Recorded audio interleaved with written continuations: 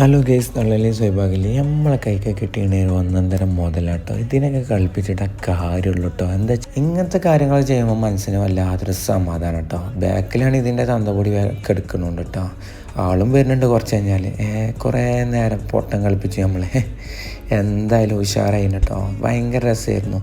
ആ ചാട്ടൊക്കെ കണ്ടോ, ഏതല്ല വലിയ പൊന്നെ, വേറെ മാറി വേറെ രീതി. ഇത് നമ്മൾ ചങ്കാട്ടോ, ഇതൊരു ചങ്കാണ് നമ്മളെ.